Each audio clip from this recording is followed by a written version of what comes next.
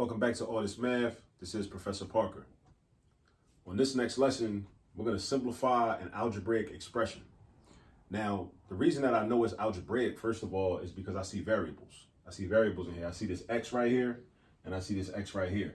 That's called a variable because you don't know what the value is. It could vary. That's why it's called a variable. All right? But when we look at what we have here, I see some brackets here and here, brackets, and I see parentheses here and here, and parentheses here and here. So that kind of is a reminder that we need to use the order of operations. So we're going to work out everything inside the brackets over here, then we're going to work out everything inside the brackets over here. Now, typically with the order of operations, we would go to the innermost pair of grouping symbols, which would be these parentheses, right? And we would try to work out everything inside the parentheses, but we can't do that actually because this is an X and this is a 5. These are not like terms. So you can't add or subtract terms that are not alike. They're not like terms. So remember that. Now we could multiply them together or we could divide them by each other, but that's not what our instructions are. Our instructions are to subtract. But in this particular case, because we have a variable and a constant, we can't actually subtract. So we're going to do the next best thing, which is to distribute this 7 to each of these two terms, right? So whenever you see a number written adjacent to a set of parentheses, you're going to distribute or multiply that outside number by everything that's inside. That's what distribute means. So when you hear the word distribute thrown around, that means you multiply the outside number by everything inside the parentheses. So this 7 is going to be multiplied by the x, and then the 7 is going to be multiplied by the -5. All right. Now over here, we would do the same thing because you have an x and a 6, really a -6. We can't combine these like terms, right? But we can distribute the 4. We can distribute the 4. That's the next best thing. So we're going to do 4 times x, and we're going to do 4 times -6, right? So let's get into it. So I'm going to draw my brackets again because I'm going to keep them, and I'm going to do 7 times x. Now, 7 times x means 7x, or 7 times x is equal to 7x. All right? That's what that's equal to, 7x. Because really, this is really 1x because there's no coefficient written in front of the x, or there's no number written in front of the x attached to it. That's an invisible 1. So that's going to be 1x. So if I say 7 times 1x, now we're trying to figure out how many x's that is.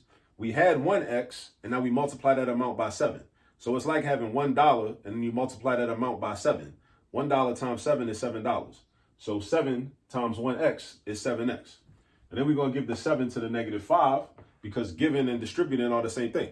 So we got 7 times -5. Make sure you know your multiplication facts. 7 times -5 is -35. And don't forget that that's a minus sign, so that makes this a -5. So now we got 7x minus 35 minus 19. Don't forget about that minus 19 right there, right? Draw your other bracket, bring this minus sign down, draw the bracket from over here. Now we're going to distribute the 4 to everything inside the parentheses. So we distribute the 4 to the x, that becomes 4x. Because remember, this is really a 1x, and now we're saying we're doing 4 times 1x. So we had 1x, and now we multiplying that 1x by 4, which gives us 4x. So we got 4x, and then we got 4 times -6. So that's going to be -24, not +24, all right? And also notice that whenever you use the distributive property or you distribute a number outside the parentheses to everything inside the parentheses are gone. That's one of the benefits of the distributive property. It gets rid of the parentheses. That's one of the things it does too. Now this plus 10, I bring that down. I haven't used that yet, but I will. Now, I basically treat these brackets like parentheses. And then here I see subtraction and subtraction. So I'm going to combine like terms. This is a 7x. This does not have a like term inside these brackets. All right. Another thing, because this 7x is inside these brackets, you can't combine this 7x with this 4x all the way over here. You can't do that. Right. Keep that in mind in case somebody's watching this video thinking that was the next step. That's not the next step. This 7x is inside these brackets. Remember, follow the order of operations. Follow the order of operations. You can't just take this 7x and pull it out and then put it with the 4x. We can't do that. All right, but we can combine this -35 and this -19. So we got to know how to do a little bit of arithmetic. If you start out with -35 and then you subtract 19, there's a few ways to do that. Of course, you could use a calculator. Type in -35 in your calculator and then subtract 19, hit the minus sign button, and then type in 19 and then hit the equal sign. Or you could do some mental math. Like what I would do personally is I would treat this negative 19 like a negative 20. Basically, I would round it down to negative 20, right? I would do negative 35 minus 20, which would give me negative 55. And then I would be like, oh, but I overcompensated is one of the terms we use to describe what I'm doing right now. I overcompensated by rounding down to negative 20 to make the math easier. This would become negative 55, but then I got to give that one back, right? So I got to pull it from negative 55 down to negative 54. So that means that negative 35 minus 19 is negative 54. Another way to do it, you could break this 19 down into 10 and 9, 10 and 9, because 10 plus 9 is 19. You could do negative 35 minus 10, which would give you negative 45, right? And then you could do negative 45 minus 9, which would give you negative 45. I'm sorry, not negative 45. Negative 45 minus 9 would give you negative 54, negative 54. So now inside these brackets, we bring the 7x down, and we got minus 54. So make sure you understand where this 54 came from. Whenever you're doing math problems or whenever you're watching somebody else do a math problem, it's kind of like watching a movie or watching, some sports. Make to an extent, right? Because it's really not a spectator sport. You got to participate and be doing the work on your paper, and for real. But you want to make sure you understand what's going on. So you want to understand where this minus 54 came from. It came from negative 35 minus 19. You want to understand where this 7x came from. It came from 7 times x. You want to understand where this minus 35 came from. It came from 7 times negative 5. The minus 19 was just here. It just got brought down, and now you got that. Now, do not try to subtract 54 from 7. You can't do that because those are not like terms. They're not like terms. Don't try it. Leave it alone. These aren't like terms. This is a variable. This is a constant. This is a variable. This is a constant. They are not like terms. Like terms are all variables that are the same with the same exponent, and all constants or all regular numbers are like terms. This is a variable. This is a constant. They are not alike. All right. Now bring this minus sign down, and then over here, we're going to do the same thing in terms of combining like terms. 4x does not have a like term inside these brackets, but negative 24 and positive 10 are alike. Negative 24 and positive 10 are alike. So what we do is we bring the 4x down, and then we do negative 24 plus 10. Negative 24 plus 10, we move it toward the positive direction. If we started at negative 24 on a number line, right? Imagine I had a number line up here. Maybe I should have put a number line up here, right? So if we started at negative 24 and I add 10, I'm moving to the right. So I'm going 10 spaces to the right, right? So that means I would end up at negative 14. So I'm gonna put a minus 14, right?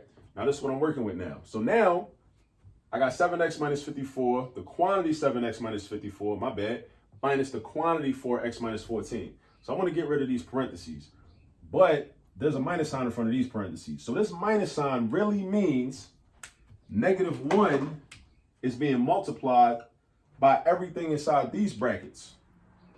Whenever you see a minus sign in front of a set of parentheses, in front of a set of brackets, in front of a set of braces, that means that there's a negative 1 being multiplied by everything inside of the brackets.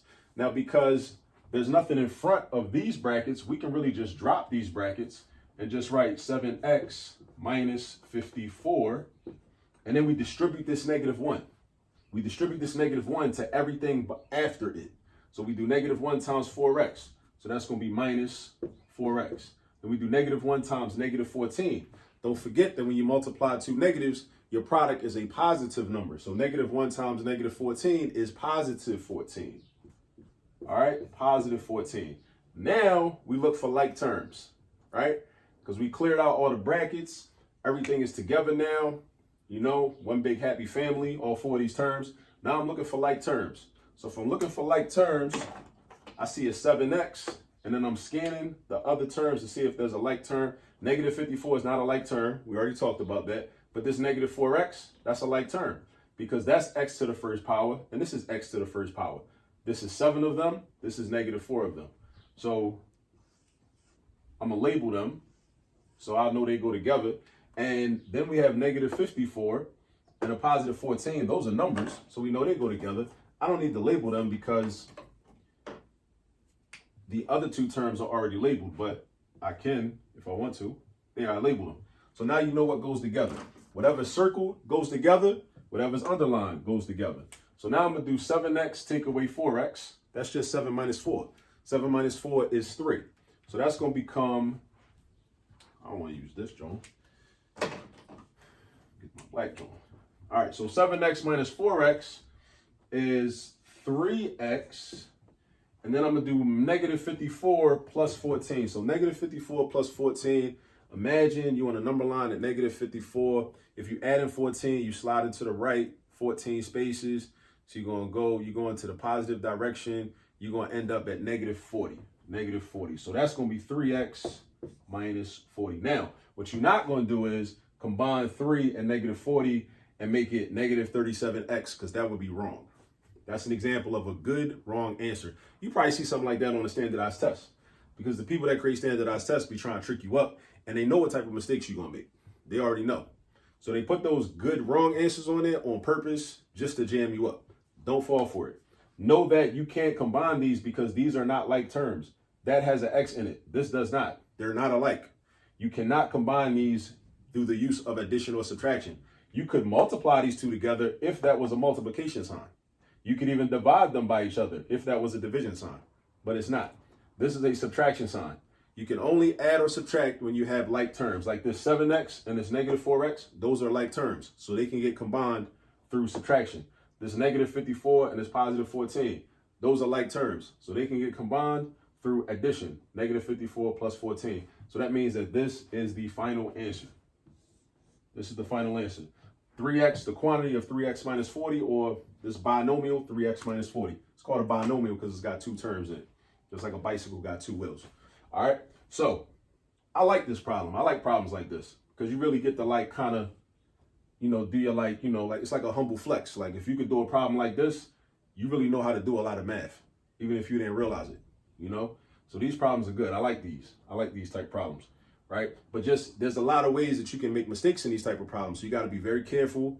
You got to be meticulous. You got to go step by step and make sure that you're not making careless mistakes or little small errors, because you might have a teacher that doesn't give partial credit, and you might go through all this work and you might do the problem like 99% correct, but that 1% you did wrong means you didn't get the correct answer. You might get it all marked wrong. So just be very careful and go through it step by step and just think about what you're doing. Now, I showed you how to do it. Now, in order for you to really learn it, what you need to do is go get some practice.